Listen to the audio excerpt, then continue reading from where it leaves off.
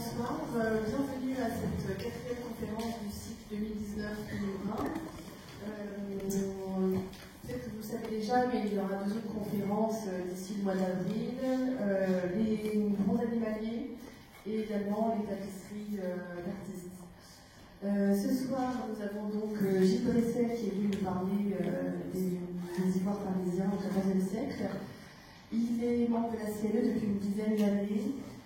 Issu d'une famille d'experts identitaires spécialisés dans cette période, dans les objets d'art et sculpture. Il est expert dans cette spécialité depuis plus de 25 ans. Voilà, donc je vais lui passer la parole. Merci Astrid. Bonjour à tous et merci d'être venus si nombreux. Je suis ravi de voir que les objets d'art de l'image intéressent un public aussi nombreux. Donc, nous allons commencer par résumer sommairement ce que représente l'ivoirie gothique à Paris au XIIIe et XIVe siècle. La sculpture sur l'ivoire est, entre tous, un art précieux qui connaît une période particulièrement brillante au XIIIe et XIVe siècle, notamment à Paris, où la production est la plus importante. Les créations des ateliers parisiens vont être exportées et même limitées dans toute l'Europe, dans tout l'Occident, contribuant par là à une forme de prépondérance de l'art français de cette époque. Leur miniaturisation et leur valeur élevée les rattachent aux arts précieux en général, comme l'orfèvrerie, auxquels ils étaient d'ailleurs souvent associés au départ. Ces ivoires restent tout de même étroitement liés à l'art de la sculpture et même à ces déclinaisons monumentales. Souvent, les artistes qui sont des sculpteurs de sculpture monumentale travaillent aussi l'ivoire. Donc, par leur dimension relativement réduite, les objets en ivoire sculpté vont beaucoup voyager, exporter le style parisien et contribuer à l'apparition, au développement de ce qu'on appellera plus tard le gothique international. Sous tous ces aspects, que ce soit dans la sculpture monumentale, dans les enluminures, les manuscrits, ou aussi bien l'orfèvrerie et l'architecture. Je concentrerai mon attention sur la période qui s'étend approximativement de 1250 à 1350, c'est-à-dire du milieu du XIIIe siècle, au milieu du XIVe. Ça correspond à quelques décennies près à une sorte de siècle d'or de l'ivoirie parisienne en particulier. Alors, je vais vous parler avant tout du matériau, l'ivoire d'éléphant. Il est vrai que le terme d'ivoire désigne implicitement en général l'ivoire d'éléphant, mais il recouvre quand même pas mal d'autres matériaux dans l'histoire. Du fait de sa rareté, de sa pénurie ou de son coût trop élevé, beaucoup d'artistes ont employé d'autres matières comme substitut à de nombreuses époques. De l'ivoire de Morse, par exemple, à l'époque romane, la défense de Narval, l'os, souvent l'os de cétacé, même l'os de bovidé, quelquefois même des bois de serre, ou plus rarement encore, mais là c'est un aspect qui concerne moins notre époque, l'ivoire de défense de mammouth aussi, ou la dent d'hippopotame.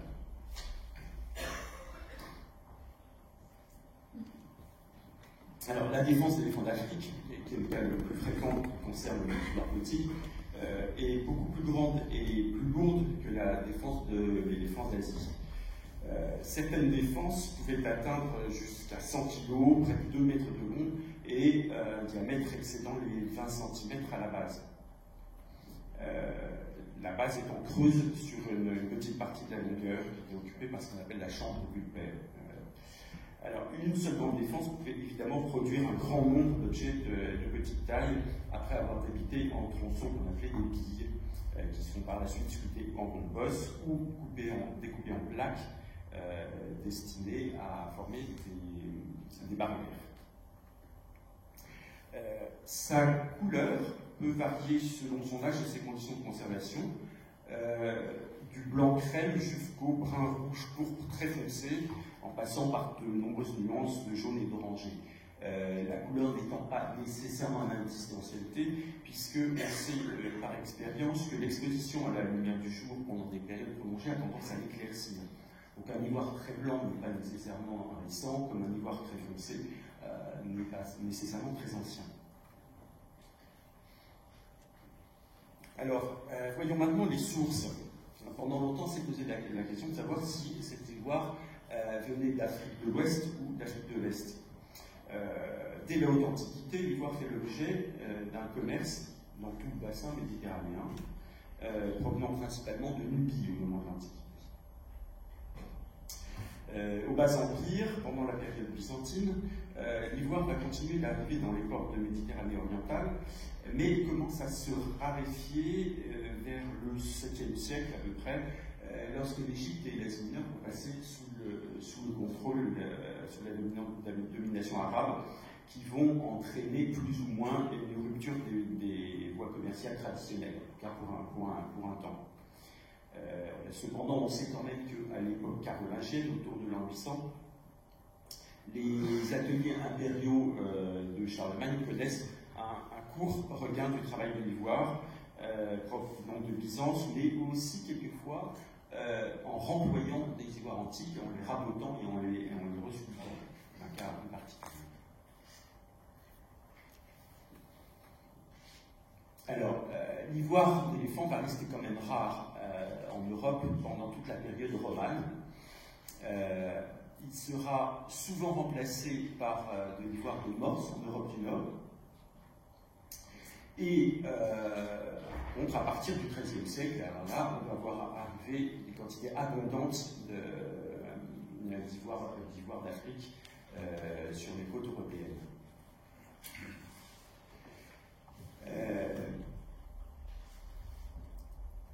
Les routes commerciales, donc principalement de Méditerranée et d'Atlantique. L'ivoire suivait un chemin qui partait des pays qui correspondent à peu près actuellement, comme vous le voyez sur cette carte, à Kenya, Tanzanie, Mozambique. Des fouilles archéologiques ont été effectuées d'ailleurs à la fin du XXe siècle dans les ports de la côte d'Afrique de l'Est et ont mieux cerné ce circuit. Cet ivoire rejoignait donc les côtes de l'océan Indien et le canal de Mozambique, dans les comptoirs arabes, notamment l'île de Zanzibar, qui était un comptoir très actif et qui est resté très très longtemps. Alors, les routes commerciales que suivent ensuite cet ivoire, comme on le voit effectivement ici sur la carte, partent vers le nord, suivent à peu près le même parcours que beaucoup de matières précieuses comme l'or, l'encens, le cristal de roche, les gemmes, et une route qu'on appelle aujourd'hui le corridor Swahili, du nom des ethnies qui étaient au départ de cette route, remontait le long de la côte de l'Est de l'Afrique et atteignait l'Égypte en passant par la mer Rouge. Une autre branche partait vers le nord et gagnait l'Inde et la Chine par voie maritime, nous concerne le moins. Ensuite, cet ivoire, par Alexandrie et les ports de Syrie, gagnait les villes de Méditerranée occidentale, principalement Venise et Gênes, accessoirement Marseille ou Naples, souvent en passant par Chypre et Constantinople, et ensuite contournait l'Espagne et atteignait les ports de Normandie et de Flandre, ce qui est une découverte relativement récente. Les fouilles archéologiques ont indiqué que ce commerce connaît vers le milieu du XIIIe siècle une forte croissance, et dans une période qui correspond précisément avec l'important développement de nos alliés parisiens. Par ailleurs, il est assez surprenant de constater que les deux républiques italiennes, Gênes et Venise, par lesquelles transitait une grande partie, semble-t-il, de cet ivoire d'Afrique, n'aient pas tellement développé de production locale, étrangement. On sait même, par exemple, que Venise a développé un important travail de l'os, notamment dans ce qu'on a appelé plus tard l'atelier des Embria, qui vous voyez ici un détail du grand rétable de Poissy, qui provient de ces ateliers de la Vénétie et qui est constitué essentiellement d'os sculptés et non pas d'ivoire.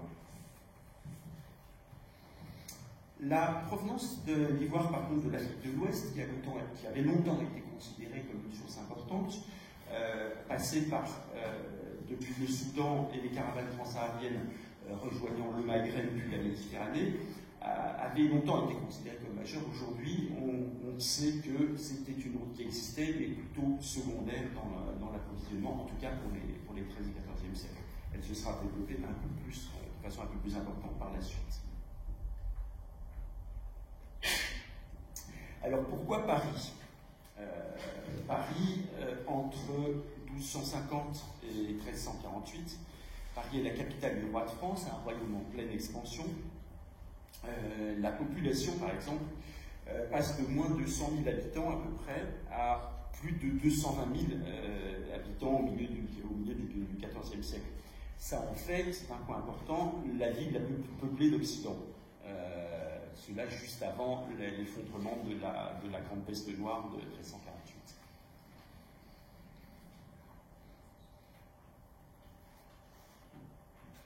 Alors, des circonstances climatiques favorables entraînent ce qu'on a appelé le petit optimum médiéval vers 1300. À cette époque, l'Europe atteint à peu près 70 millions d'habitants, le Royaume de France 15 millions. Forte croissance économique qui est liée à une relative centralisation. Paris devient un centre d'attraction important. Vous avez ici sur l'illustration une reconstitution en image de synthèse d'une vue en perspective de Paris qui se situerait à peu près au sommet de la pyramide du Louvre, on pourrait dire, visant vers l'est, vers le Louvre de Charles V et en arrière-plan l'île de la Cité. Donc là, on voit que la rive droite s'est considérablement développée à cette époque.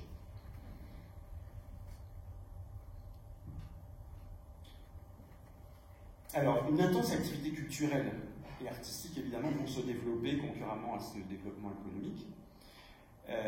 Autour de la cour royale, du chapitre de la cathédrale Notre-Dame, qui est très important, et de l'université, bien sûr, qui se développe considérablement aussi au XIIIe siècle. Dans le même temps, une nouvelle bourgeoisie aisée aspire à un luxe qui était jusqu'ici réservé à la grande aristocratie en général. Vous voyez ici un plan de Paris au XIVe siècle qui montre le développement notamment de la rive droite avec la première enceinte en pointillé qui représente l'enceinte de Philippe Auguste et la deuxième enceinte qui s'étend beaucoup plus loin et qui se construit très vite, qui est l'enceinte de Philippe le Bel.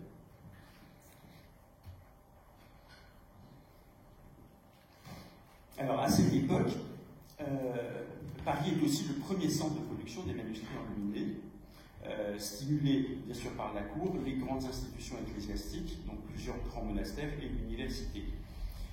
Objet de très grand luxe, tout comme les ivoires, les livres d'heures et les psautiers enluminés connaissent un engouement à peu près parallèle à celui des ivoires. Ils sont quelquefois même associés sur la reliure des manuscrits enluminés où figurent des plats d'enlure sculptés en ivoire.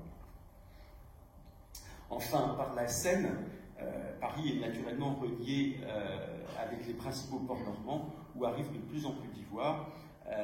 Par exemple, on connaît bien encore aujourd'hui le port de Dieppe qui voit se développer dès cette époque une spécialisation du travail de l'ivoire qui va perdurer jusqu'au XIXe siècle. En fait, Dieppe va rester une ville où le travail de l'ivoire sera traditionnel.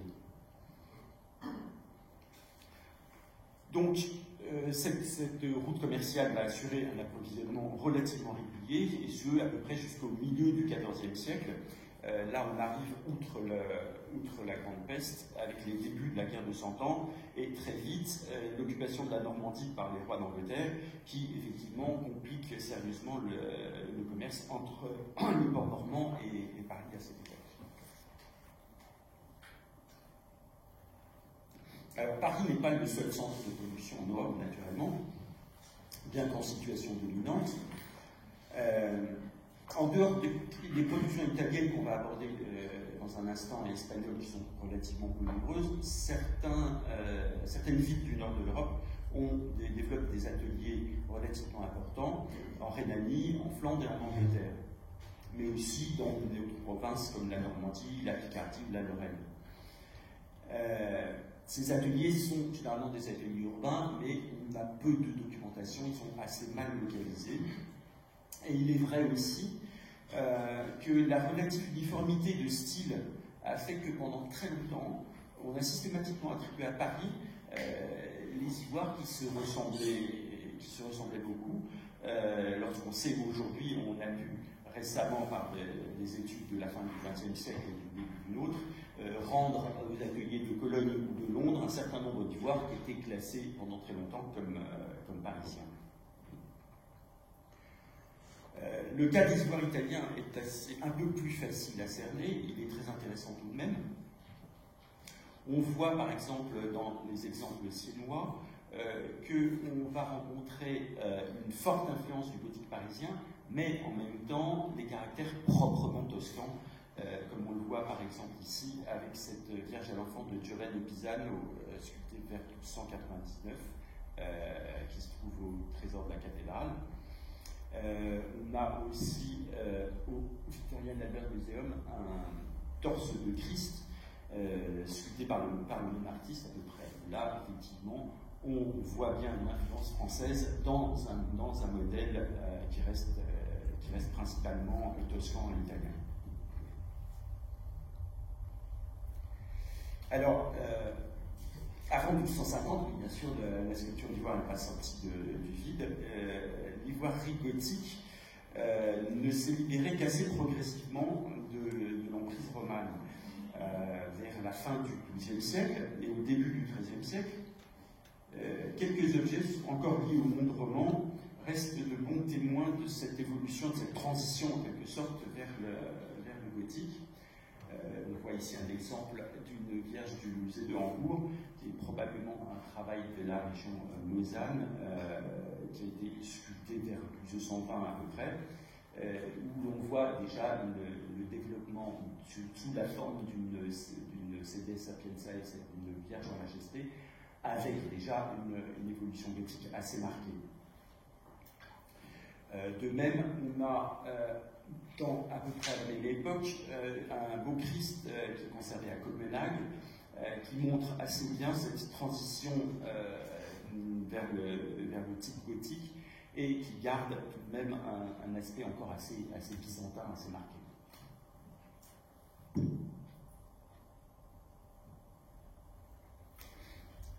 Alors, je vais aborder maintenant le travail de l'ivoire sur le plan technique, qui est quand même un point assez important. Une particularité, c'est que la sculpture de l'ivoire, les techniques de sculpture de l'ivoire sont restées à peu près inchangées, et ce pendant des siècles, et jusqu'au XIXe siècle, en fait, et quasiment depuis l'Antiquité.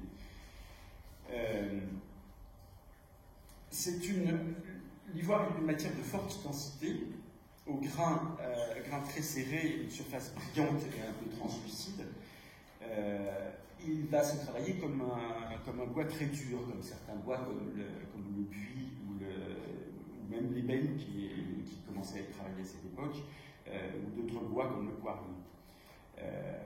Sa grande finesse de grain permet d'obtenir des détails de très haute précision dans le relief.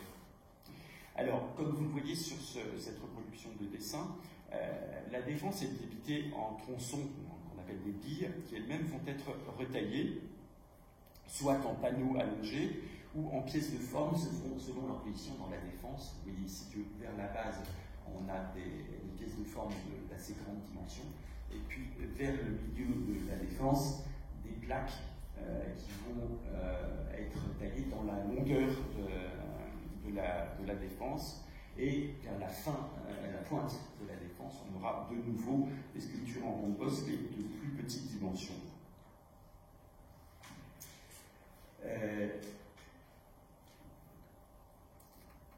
Alors, certains panneaux assez épais d'ailleurs, et des grandes pièces de forme, laissent parfois apparaître, comme on le voit sur cet exemple, la trace de la chambre pulpaire, c'est-à-dire le creux qu'on voit ici sur le revers de cette grande plaque. Donc là, on voit très bien que cette plaque a été sculptée dans la partie plus large de la défense, conservant ce creux vers l'arrière. Nous allons voir maintenant la question des outils. Alors, les outils de l'ivoirier sont des outils très simples. Donc, comme je l'ai dit tout à l'heure, nous n'avons pas beaucoup évolué entre l'Antiquité et le XVIIe ou même le XIXe siècle. L'exemple que vous avez sur cette illustration montre quelques outils du XIXe siècle qui sont à peu près les mêmes, probablement, que les outils qu'employaient les ivoiriers des XIIIe et XIVe siècles. Dans les principaux outils, on avait une scie très fine qui servait à débiter les billes.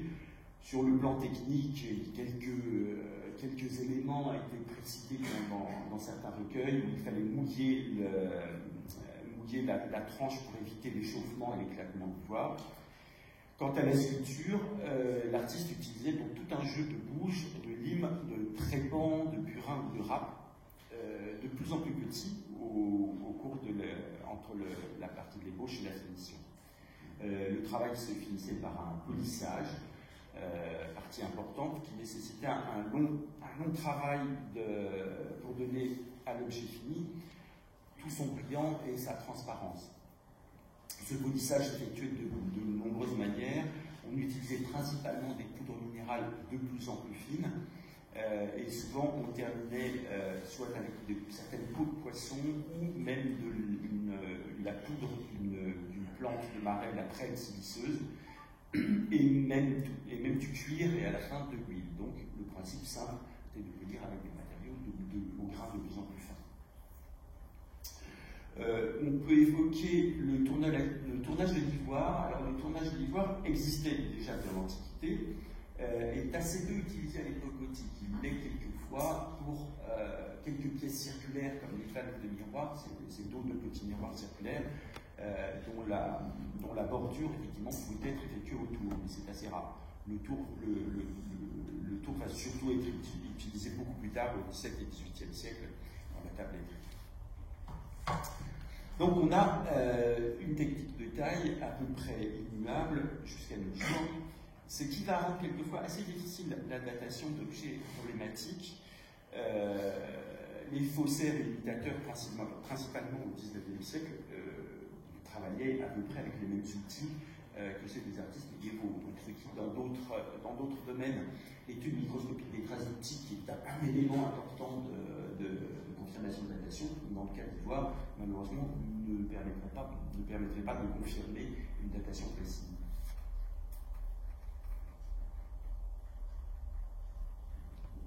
Alors maintenant, un point qu'on dit souvent, c'est la polychromie, la dorure et la polychromie. Bien que la plus grande surface des objets d'ivoire sculptés était laissée au naturel, ces ivoires étaient rarement intégralement naturels. Beaucoup d'objets étaient rehaussés de frises de dorure, en particulier dans la bordure des vêtements, sur les chevelures aussi, mais aussi avec des touches de couleur sur les yeux, sur les lèvres, et des plages de couleurs plus ou moins variées et plus ou moins vives au revers des draperies, comme on voit ici sur l'ange de l'Annonciation du musée du Louvre. On a une belle trace de bleu de lapis sur le revers de son manteau. Les traités techniques médiévaux n'évoquent pas tellement la question de la polychromie des ivoires. C'est seulement l'étude des pièces conservées qui a permis, souvent par l'étude microscopique, de faire des grosses avancées sur la connaissance de la polychromie de la dorure, qui n'est pas toujours facile dans la mesure où beaucoup de ces ivoires ont perdu la quasi-totalité de leur polychromie et de leur dorure. Certains apprêts, certains enduits de préparation ont laissé tout de même des traces qui ont imprégné l'ivoire. Quelquefois, on a une trace en négatif, en quelque sorte, des ors froids. Mais on a surtout le problème des restaurations successives nombreuses à toutes les époques. Mais on a quelquefois des surcharges et des surpeints importants qui rendent difficile la distinction des parties originales. Ici, on a un bel exemple sur le revers du manteau d'une grande vierge assise à l'honneur des Avignons. Là, à l'agrandissement, on perçoit bien que la dorure a été surchargée, probablement à plusieurs époques, vraisemblablement en suivant le motif de la dehors d'origine. Les couleurs employées dans les revers étaient souvent des couleurs précieuses comme le bleu de lapis, puisque effectivement ils participaient à l'aspect luxueux de l'objet. Mais on utilisait aussi quelquefois de l'azurite, c'est-à-dire un carbonate de cuivre plus courant, des lacs rouges translucides, quelquefois un rouge opaque, plus rarement du jaune, du vert ou du noir. Mais la palette était assez réduite et évidemment les plages de couleurs n'étaient pas très importantes. Maintenant j'en viens aux ivoiriers et à leurs ateliers. Avant la période gothique, les ivoiriers relativement peu nombreux travaillaient dans l'entourage immédiat des souverains, notamment à l'époque carolingienne, et plus tard dans la période romane, essentiellement à l'intérieur des monastères. Ils produisaient surtout des plaques de reliure, des plats de reliure qui étaient souvent enchâssés dans un encadrement d'orfèvrerie et qui servaient effectivement à orner les manuscrits enluminés importants. Ces ivoiriers déjà travaillaient en étroite collaboration avec les orfèvres et les enlumineurs, la plupart travaillant tous au sein des mêmes ateliers monastiques. Il est possible même que les mêmes artistes travaillaient à la fois comme orfèvres, enlumineurs ou sculpteurs, puisque les frontières n'étaient pas tellement marquées.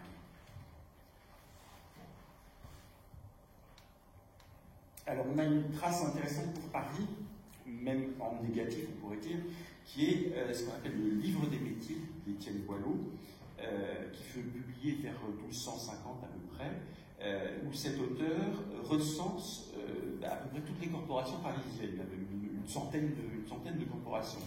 Donc bien sûr, on est tenté d'aller chercher dans ces corporations et de chercher une corporation d'ivoiriers. Malheureusement, il n'y a pas de corporation d'ivoiriers. Mais on sait quand même que dans beaucoup d'autres corporations, l'ivoire était travaillé, quelquefois mentionné, notamment les corporations des merciers qui fabriquaient toutes sortes de petits objets, les pigniers qui étaient les fabricants de peignes, les lanterniers, les pâtenautriers qui faisaient les grains de rosaire. On sait que, effectivement, ces gens travaillaient plusieurs matériaux, dont l'ivoire. Par contre, on ne retrouve pas dans ces corporations les gens qui, a priori, fabriquaient les grandes statuettes, les diptyques, les coffrets ou les plaquettes, qui constituent quand même la grande partie des ivoires gothiques parisiens que nous conservons. Donc il faut en conclure, logiquement, que ces objets étaient produits dans des corporations différentes. On présume que c'était la corporation notamment des peintres et tailleurs d'images qui travaillaient pierre, os, corne et ivoire. Donc là, l'ivoire est mentionné. Donc là, on sait que ces peintres et sculpteurs étaient aussi ivoiriers. Mais on a aussi une corporation d'imagiers tailleurs de crucifix, c'est-à-dire tailleurs de crucifix, sculpteurs de crucifix. Donc on sait qu'ils devaient travailler très logiquement aussi l'ivoire. Mais pas de corporation à proprement parler d'ivoiriers jusqu'au XVIe siècle à peu près, une corporation avec tardiveté.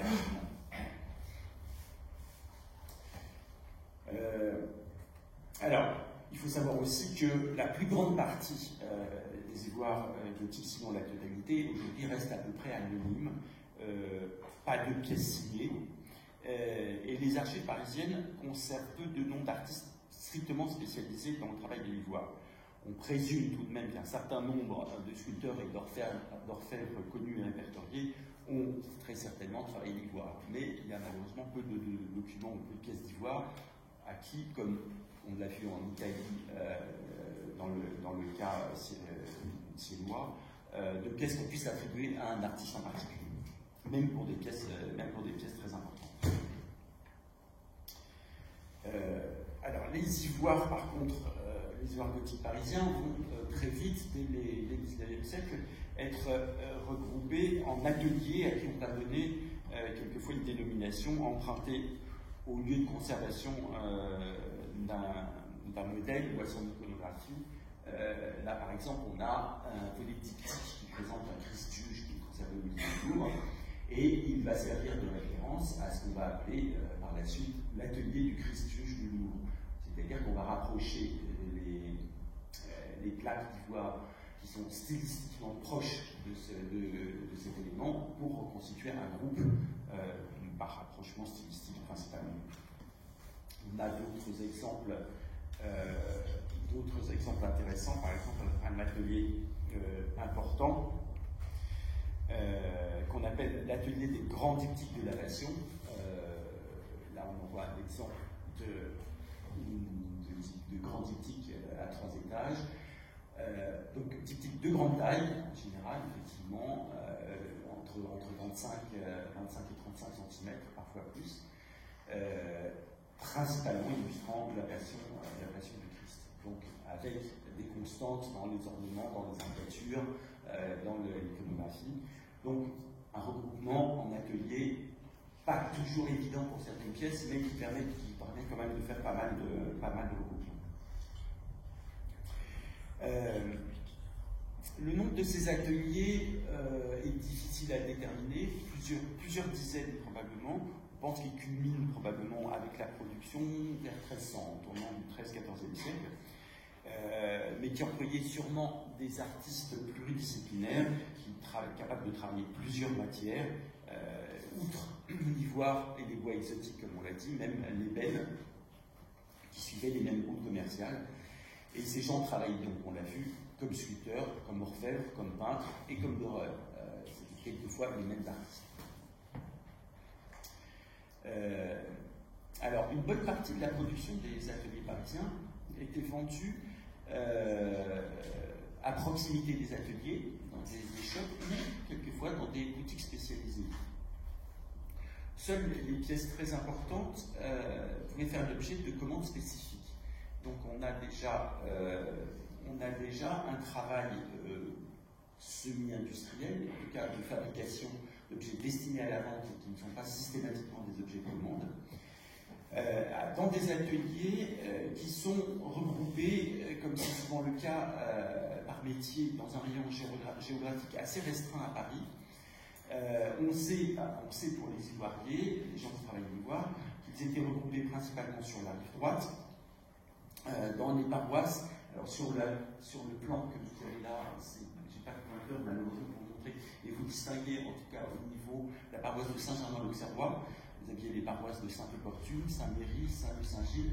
Donc c'est en gros sur la carte la partie qui s'étend entre les halles, le pavé grisé qui est dans le haut à droite, à gauche, entre les halles et la Seine à peu près. Donc c'est à peu près tout ce quartier de la rive droite, le long de la rue qui s'appelait à l'époque la rue de la Tabletterie, qui est une rue qui a disparu, qui correspond à peu près à la rue des Halles aujourd'hui.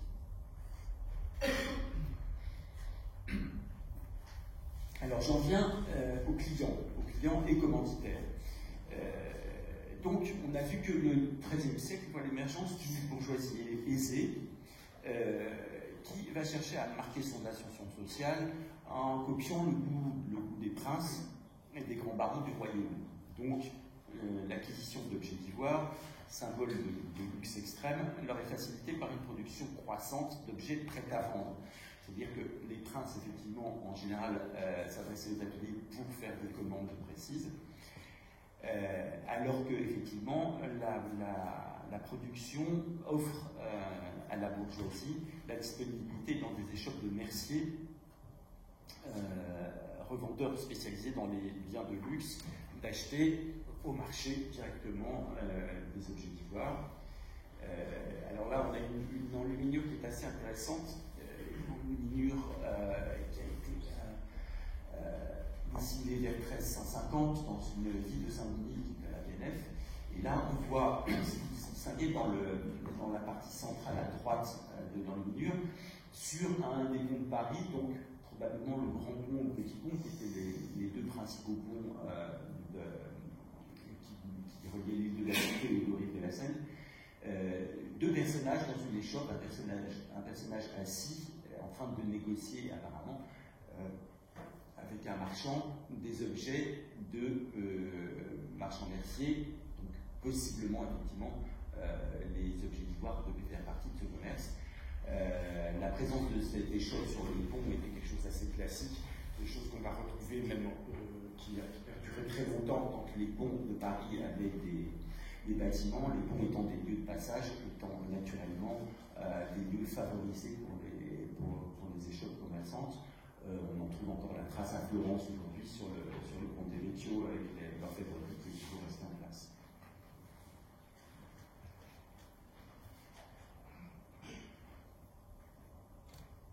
Alors, il faut savoir que comme la plupart des objets précieux, les ivoires étaient livrés la plupart du temps dans des écrins relativement luxueux eux-mêmes, produits dans une corporation particulière qui était les guéniers.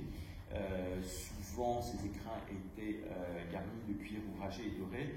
Malheureusement, les exemples conservés sont malheureusement très très rares. On sait en tout cas qu'ils étaient, comme certains manuscrits, enfermés dans des écrins de grand luxe. En ce qui concerne la question des prix pratiqués à l'époque, alors la documentation est assez lacunaire. Quelques mentions dans des inventaires et des livres de compte, mais rarement d'évaluation. Par contre, on peut avoir une idée indirecte du coût des ivoires, notamment dans les rôles d'imposition de certains marchands merciers. On a un exemple, par exemple, assez célèbre d'un certain Jehan le Selleur, qui était un mercier de la paroisse de Saint-Germain-l'Auxerrois, qui fournissait la comtesse Maud d'Artois ou même les rois de France. Et on sait que, par exemple, en 1315, il était imposé de la somme de 9 livres, qui est une somme relativement importante et qui suppose un chiffre d'affaires déjà bien élevé pour son époque.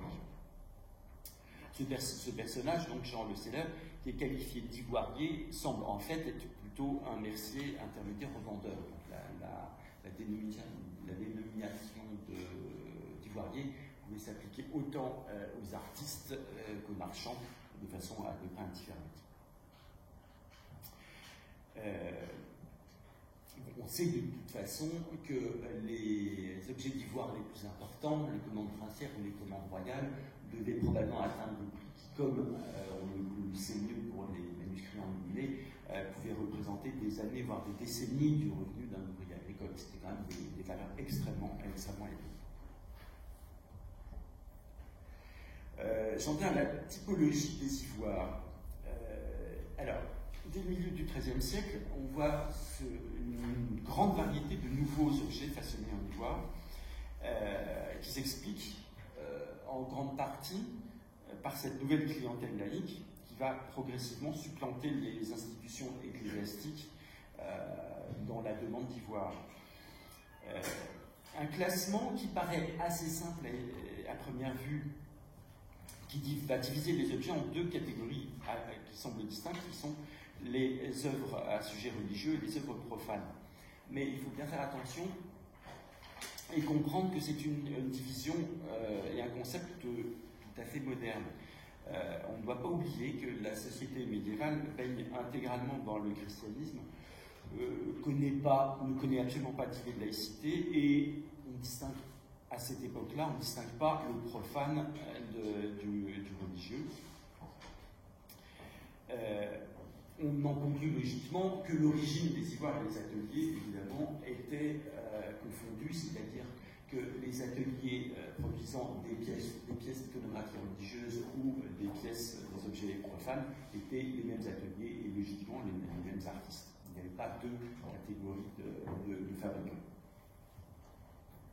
Par commodité, ceci dit, on a conservé depuis le XIXe siècle cette distinction entre objets religieux et profanes pour des raisons de simple classification du type des objets.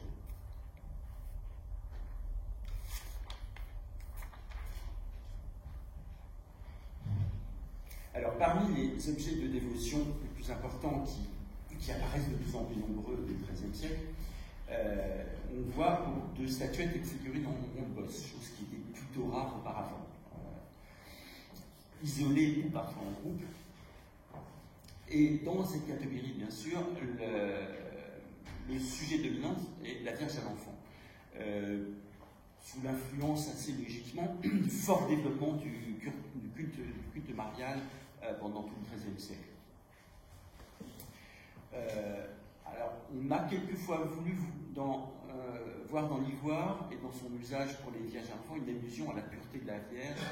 C'est un débat qui reste ouvert parce que ce sont des textes assez tardifs qui comparent effectivement la blancheur de l'ivoire à l'idée de pureté de la Vierge. Il est difficile d'établir si c'était une raison déterminante au XIIIe siècle. Alors, au début de la période, les vierges à l'enfant sont le plus souvent assises et trônant. Et puis, progressivement, on rencontre de plus en plus de vierges à l'enfant debout au cours des décennies jusque vers le milieu du XIVe siècle. Alors là, on a un exemple majeur, probablement une sculpture qui a servi de modèle à beaucoup d'autres. C'est la Vierge de la Sainte-Chapelle, du musée du Louvre. Par ses dimensions et sa qualité, elle constitue vraiment un monument de l'art parisien.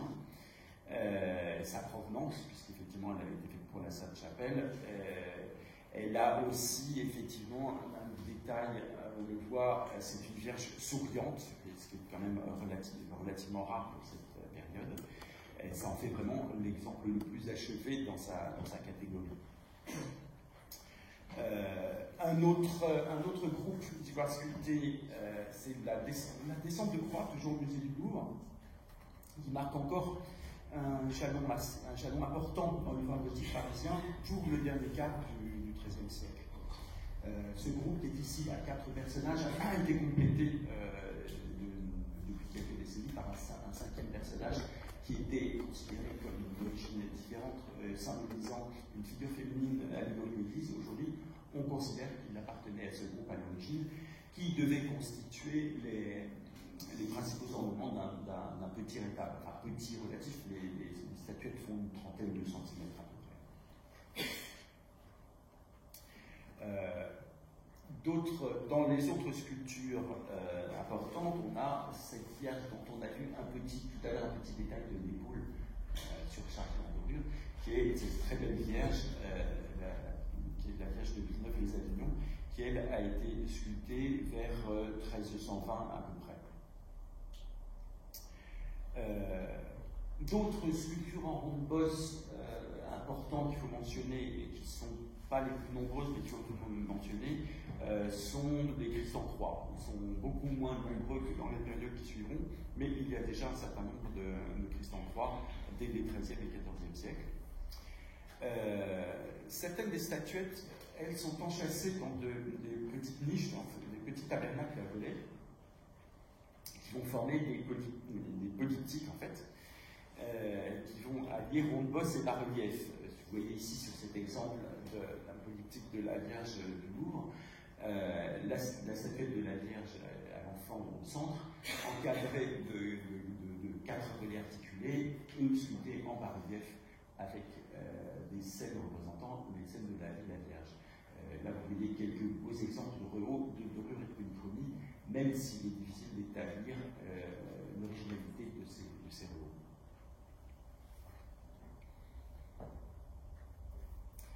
Alors, la production la plus importante reste quand même les triptyques et les plaquettes, principalement sculptées en haut et bas relief. La plupart de ces feuillets sont illustrés de scènes de la vie du Christ et de scènes de la vie de la Vierge, assez constant, avec une grande variété. On voit ici un exemple d'un grand triptyque du musée du Louvre.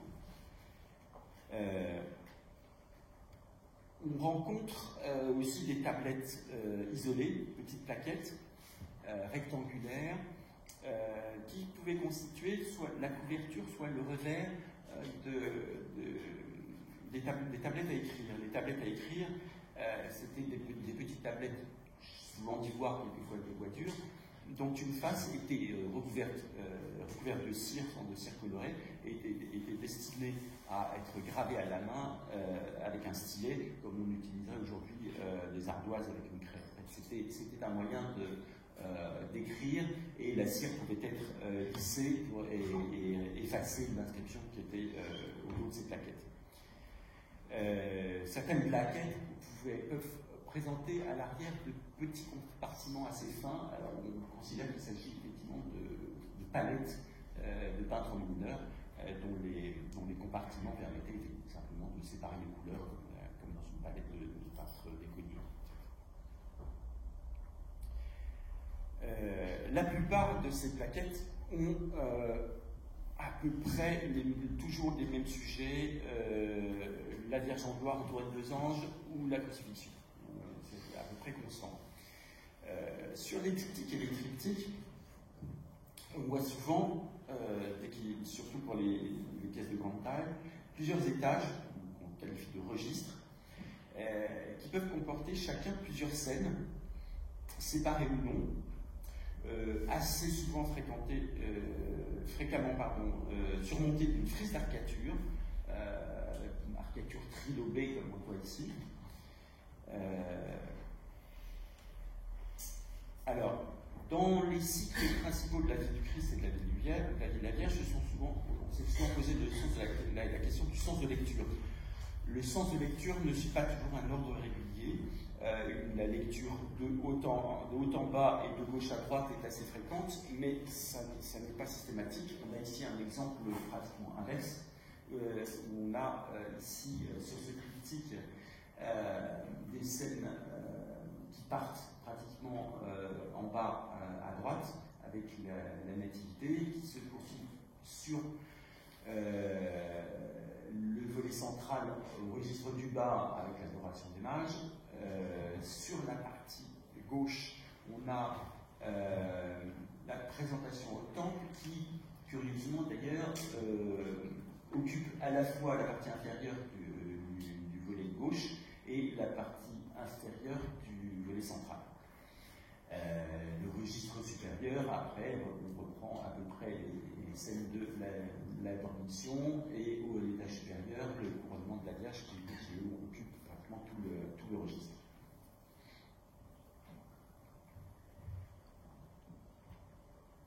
Alors, parmi ces objets, bon, il faut bien se dire que c'est pas perdre de vue que ces objets, diptyques et plaquettes, étaient souvent agrémentés de montures précieuses en orfèvrerie, cuivre, argent doré, garni de pierres fines. La quasi-totalité, bien sûr, de ces montures, malheureusement, ont disparu du fait de leur métal, qui a souvent été réutilisé. Donc, il existe très très peu de pièces qui est conservé des éléments de monture.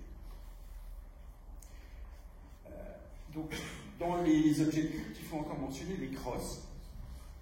Donc, la crosse, c'est l'ornement symbolique du bâton pastoral des évêques ou des abbés.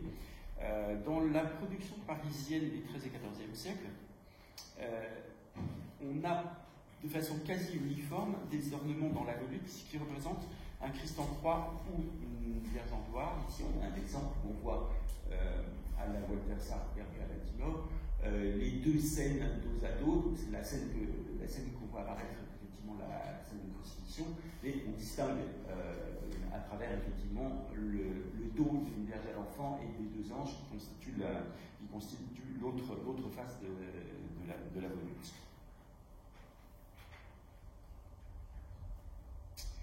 Alors, on va en arriver à l'aspect des ivoires types profanes, produits de luxe par définition. Dès le XIIIe siècle, le nombre d'objets profanes augmente considérablement en suivant la demande exponentielle des particuliers, de la noblesse, de la bourgeoisie, mais d'une bonne partie du royaume et même d'autres régions d'Europe, puisque ces pièces vont très vite s'exporter pratiquement dans toute l'Europe. Comme on exporte encore aujourd'hui les produits du luxe parisien. L'exemple qu'on voit ici est une valve de miroir à scène courtoise de la collection Thomson à Toronto. Alors là, la valve de miroir, c'est un terme un peu technique, mais ça désigne simplement soit le couvercle, soit le revers d'un miroir métallique était enchâssé donc, au dos de la pièce dans une fine doublure. Les petits miroirs circulaires, généralement en argent poli, tout simplement. Ces valves de miroirs ont des dimensions qui varient d'une douzaine de centimètres à 16 ou 17 cm pour les plus grands. Ce ne sont jamais des objets de très très grande dimension. Alors, bien sûr, beaucoup de ces objets sont illustrés de scènes courtoises qui sont tirées des romans de chevalerie, très en vogue à l'époque. Citons par exemple le roman de la Rose, mais aussi le roman de Perceval de Gallois. Ici, on a un exemple intéressant d'un coffret illustré de scènes tirées du roman de Perceval de Gallois, où on voit sur les flancs du coffret notamment plusieurs scènes courtoises, scènes de bataille et de tournois. On rencontre, donc ici on a le dessus du coffret, on va y revenir tout à l'heure, des peignes. Alors là on voit bien ici la succession de scènes courtoises, la rencontre de l'amant, la couronne, toutes des scènes ici qui viennent du roman de la Rose.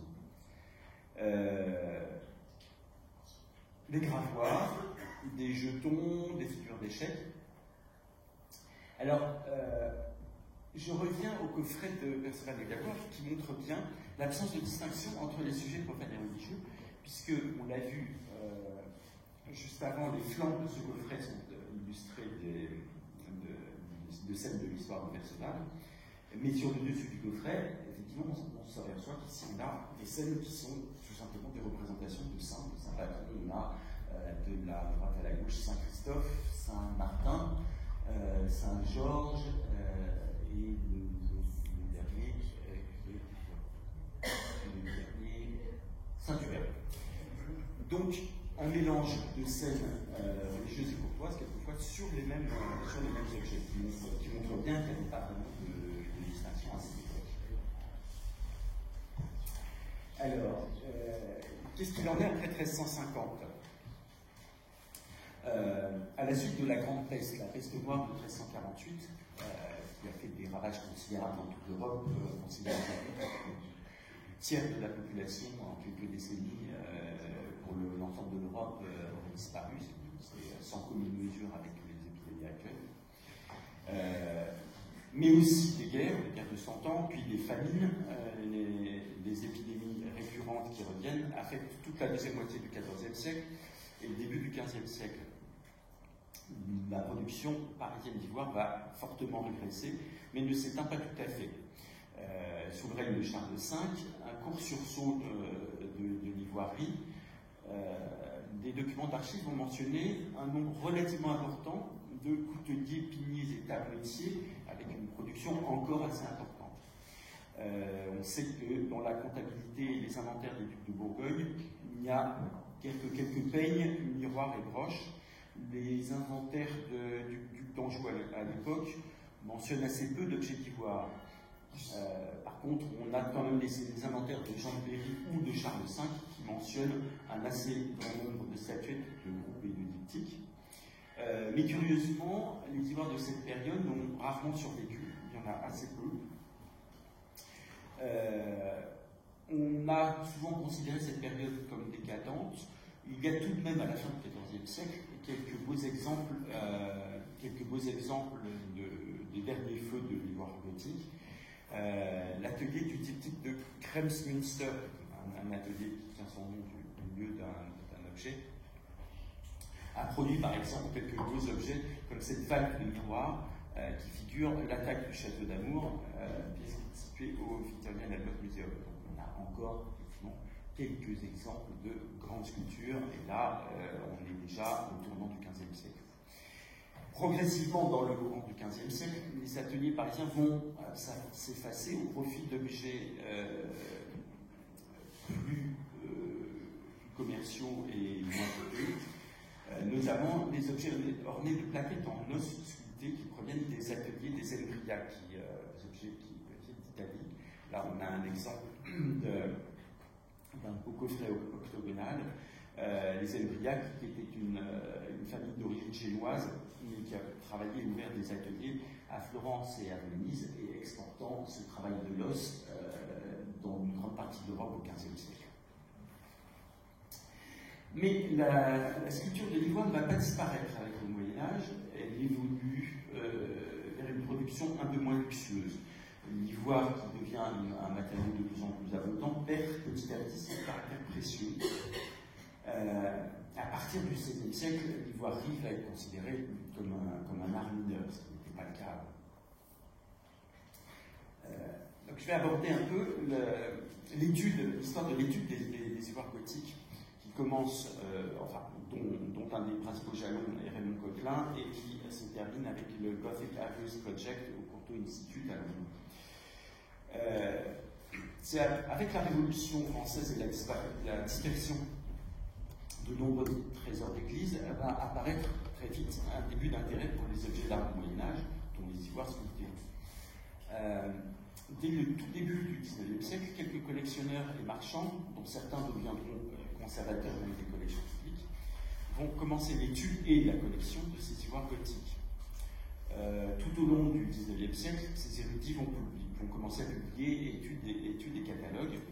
On citera brièvement les plus importants du XIXe, à commencer par Alexandre Lenoir, un pionnier qui a commencé dès avant 1800, mais des gens comme Alexandre du Sommerard, qui sera le premier conservateur à Cluny, Louis de Bruges-du-Mesnil, Alexandre le Prince Tikoff, ou encore Jean-Baptiste Caran, dont la collection figure aujourd'hui au musée du Bargello à Florence. Émile Molinier, conservateur du département des objets d'art du Louvre entre 1893 et 1902, a été le premier véritable historien des ivoires médiévaux. Il va rédiger le premier catalogue des ivoires du Louvre en 1896, qui contient une véritable étude approfondie de ces objets. C'est surtout Raymond Coquelin, 1860-1935, qui était un Alsacien et à qui on doit le travail le plus considérable sur les ivoires gothiques français, son ouvrage de référence, publié en 3 volumes en 1924. Il répertorie déjà à l'époque plus de 1300 objets, et son catalogue marque l'histoire de l'étude des ivoires, bien sûr. Malgré une tendance à attribuer la quasi-totalité des ivoires gothiques à Paris, non pas par nationalisme, mais surtout par manque d'informations sur les autres centres de production, en fait. Raymond Coquelin va ébaucher une classification des types d'objets qui est encore en usage de nos jours, même s'il avait tout à fait conscience du caractère artificiel, notamment de la séparation entre les ivoires religieux et les ivoires profanes. Une division qui sera conservée par simple automatisme. Au XXe siècle, on a surtout le travail de Madame Danielle Galory-Chopin, qui est aujourd'hui conservateur en chef honoraire, et qui publie en 1978 un ouvrage important, Les ivoires du Moyen-Âge, qui fait encore référence aujourd'hui, un des premiers ouvrages abondamment illustrés avec beaucoup d'illustrations en couleur, ce qui était relativement récent pour l'époque, et qui va surtout publier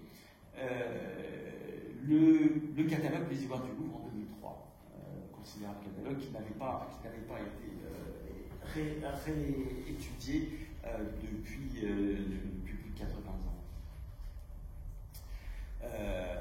Des chercheurs nombreux en France, en Angleterre, aux États-Unis et en Allemagne se penchent sur les ivoires parisiens. Et en 2008, le Courtauld Institute de Londres va lancer ce qui s'appelle le Gothic Average Project, qui est une énorme base de données ouverte en ligne, qui à ce jour répertorie un peu plus de 5000 objets, avec près de 14 000 images, tout à fait considérable, et ça a porté le nombre d'objets d'ivoire gothique à un niveau qu'on n'attendait pas tellement. On avait longtemps considéré qu'il restait approximativement environ 3000 objets de la période. Ce recensement systématique a permis de monter le nombre à 5000, ce qui est tout à fait considérable. On estime que ça représente probablement au moins 90% de tous les objets qui ont survécu. Et la quasi-totalité des objets concernés dans toutes les collections publiques sont bien sûr dans ce répertoire. Alors, ça pose la question de savoir quelle est la proportion de ces objets qui ont survécu par rapport au total de la production, c'est assez difficile à évaluer. On estime en général, mais c'est très difficile d'avoir une fourchette précise, que les objets subsistants représenteraient peut-être autour de 20% du total de la production. C'est-à-dire qu'on peut imaginer que près de 80% des objets d'ivoire, malgré leur caractère précieux, auraient disparu au cours de l'histoire. J'en viens au lieu de conservation. Les musées, les collections, mais aussi les expositions et les colloques. Alors, ce serait fastidieux d'énumérer tous les musées qui conservent les ivoires parisiens. On va citer les principaux. En France, bien sûr, le musée du Louvre, qui conserve tout de même plus de 300 ivoires médiévaux. Un grand nombre d'ivoires gothiques parisiens. Le musée national du Moyen-Âge, des Termes de Cluny, qui a aussi une très importante collection. Mais aussi beaucoup de musées de province et trésors d'église qui conservent une ou deux pièces exposées du ivoire gothique parisien, très dispersées. À l'étranger, les collections les plus importantes rencontreront notamment à Londres, au Victoria and Albert Museum, au British Museum, à Saint-Pétersbourg, au musée de l'Ermitage, où il y a une importante collection, au musée du Florentin du Bargello, la collection Thomson à Toronto, qui est une collection récente assez considérable, bien sûr le Metropolitan Museum de New York, ou la Walters Art Gallery de Baltimore, ou le musée d'Islande, et pas mal de musées d'universités américaines qui conservent quelques belles pièces d'ivoire parisienne. Un certain nombre d'expositions ont présenté les ivoires. On peut citer dans une exposition importante qui avait été présentée à l'Institut d'art de Détroit en 1997, qui est Images in Ivory, qui recensait et présentait un très grand nombre de pièces prêtées par les plus grands musées. Beaucoup de colloques. Le plus récent, intitulé Autour des ivoires du Moyen-Âge, collectionné, étudié et publié, s'est tenu assez récemment dans le cadre des rencontres du musée de Cluny le 26 mars 2019. Alors, on peut aborder brièvement la question du marché des ivoires. Le marché international offre, bien que de plus en plus rarement, de temps en temps, des pièces d'ivoire gothique parisien, tant en vente publique qu'en galerie ou dans les grands salons. Souvent issus du fond d'anciennes collections, parfois on rencontre des ivoires non répertoriés, découverts au hasard des successions. Si beaucoup de ces ivoires ont été étudiés et classés et ont un long pédigré, quelquefois de nouvelles pièces surgissent de greniers, comme c'est le cas dans beaucoup d'autres domaines du marché de l'art. On peut citer parmi les ventes importantes dans les dernières années la vente d'objets de la collection d'Ormeuil par la maison Sotheby's Paris qui se sont vendus en novembre 2007, où on a un bel exemple ici de grand diptyque de la Passion qui a atteint la somme assez considérable de 4 millions d'euros. Aussi dans la même vente, une belle Vierge à l'enfant qui était estimée 300 000 euros, qui s'est vendue 1 400 000 euros à un marchand anglais. Autrement, quelques ivoires parisiens plus modestes se rencontrent de toute façon de temps à autre dans les salles de vente à Drouot ou à Londres, parfois pour des adjudications et des sommes quelquefois inférieures à 5 000 euros. Tous les ivoires ne sont pas effectivement des pièces majeures. On trouve quelques petits ivoires des ateliers parisiens pour des sommes relativement modestes comparées au type d'Ormeuil. J'en viens à la question des copies, moulage, pastiche, néo-falsification. L'étendue du titre montre bien l'étendue du problème. L'engouement pour les ivoires gothiques, dès les premières années du XIXe siècle, a entraîné évidemment une hausse rapide des prix, suscitant l'appât du gain facile et la fabrication de faux. Mais il faut quand même nuancer la notion de faux. Une imitation ou une copie n'a pas toujours l'intention de tromper sur sa datation, en tout cas au départ. même le vieillissement artificiel de certaines copies ou imitations peuvent indiquer autant une volonté de leur donner un aspect semblable aux pièces anciennes qu'une volonté de tromper avec une fausse patine. Donc la définition de faux en tant que tel n'est pas toujours facile à établir. D'autre part, on sait que certains ivoires qui, dans le courant du XXe siècle, avaient été déclassés par beaucoup de chercheurs, c'est-à-dire considérés comme des imitations, pastiches, copies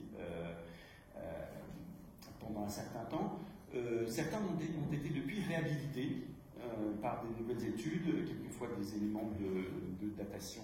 Alors, la question de la datation par les annexes scientifiques est un point assez compliqué. Un des seuls éléments de datation que l'on possède pour les ivoires anciens, c'est la datation en carbone 14. Le problème de la datation en carbone 14, qui a fait quand même d'énormes progrès dans les dernières décennies, c'est qu'elle donne tout de même pour les périodes relativement peu anciennes que constitue le Moyen-Âge par rapport à l'archéologie, des fourchettes de datation assez larges.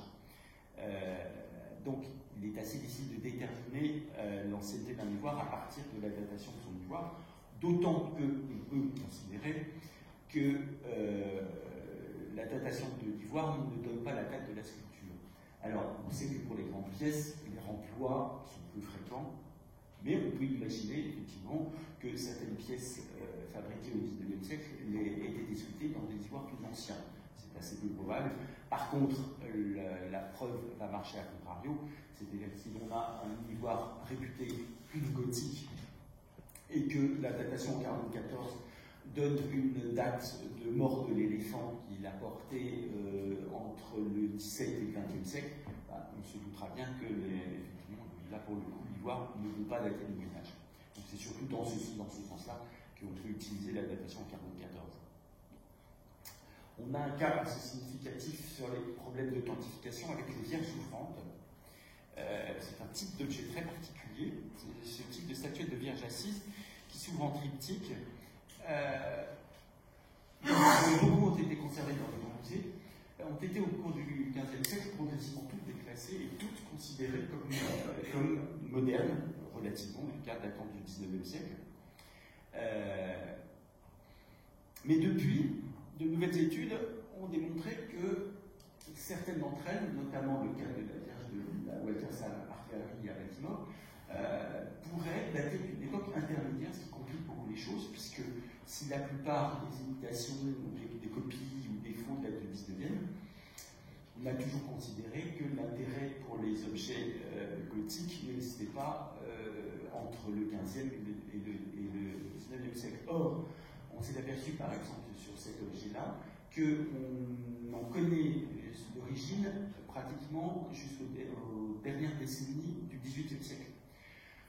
Et on considère aujourd'hui qu'il est fort probable que cet objet ait pu être sculpté dans le courant du XVIIIe siècle.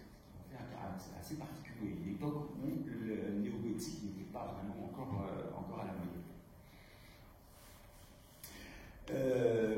J'évoquerai pour mémoire une très importante production d'ivoire néogothique dans le style cathédral qui a été diffusée largement en France et en Europe à la fin du 19e et même jusqu'au début du 20e siècle, avec un grand nombre de grandes vierges à l'enfant très incurvées, de triptyques historicistes, c'est-à-dire représentant des scènes historiques illustrées de nombreuses Jeanne d'Arc au bûcher ou de Saint-Louis sous son chêne.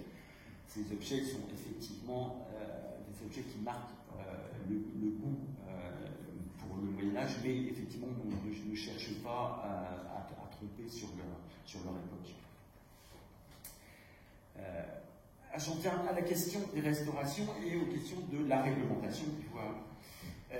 Malgré sa grande solidité, l'ivoire peut avoir subi des accidents qui peuvent être laissés visibles, mais quelquefois nécessiter une restauration pour des raisons esthétiques ou de visibilité. Une vierge à l'enfant sans la tête de l'enfant n'est pas toujours très appréciée, donc quelquefois, effectivement, certaines restaurations restitutions peuvent être considérées comme justifiées. Mais il se pose aujourd'hui la question pour les restaurateurs de trouver l'ivoire nécessaire à sa restauration. En effet, même en petite quantité, le commerce d'ivoire brut est désormais interdit en France et en Europe depuis 2017. L'ivoire travaillé, c'est-à-dire sculpté avant 1947, doit lui faire l'objet d'une déclaration préalable et à l'exportation hors CE, l'obtention d'un certificat CITES. D'une façon générale, la réglementation du commerce de l'ivoire s'est régulièrement durcie dans les dernières années dans le but louable de protéger les éléphants menacés par le braconnage intensif. Toutefois, certains pensent que ces mesures drastiques pourraient éventuellement s'avérer contre-productives. En effet, l'interdiction de la vente d'éléphants que des familles ont hérité de la période coloniale, il y en avait dans beaucoup de colonies en France, qui alimentait pendant longtemps une partie du marché asiatique, s'est tarie et a entraîné, semble-t-il, une hausse des cours de l'ivoire de contrebande, vers l'Asie principalement, qui pourrait accentuer le braconnage africain. Des statistiques récentes qui indiquaient une baisse régulière du nombre d'éléphants abattus légalement jusqu'en 2017 indiquent que ces chiffres stagnent ou repartiraient même à la hausse depuis cette date. Voilà, donc pour conclure, je dirais que la très grande qualité artistique de ces ivoires parisiens au XIIIe et XIVe siècle est aujourd'hui reconnue à sa juste valeur comme un art majeur, après avoir été longtemps considéré comme secondaire. Ces ivoires parisiens illustrent assez bien finalement un tournant dans la société médiévale à cette période charnière, où une matière parmi les plus précieuses du temps, qui jusque-là était effectivement réservée à une élite très minoritaire et à la glorification de l'Église, accède probablement de façon progressive aux grands produits de luxe exportables, niveau moins spirituel mais symbolique quand même de l'évolution du dynamisme économique de la capitale du royaume en pleine ascension à cette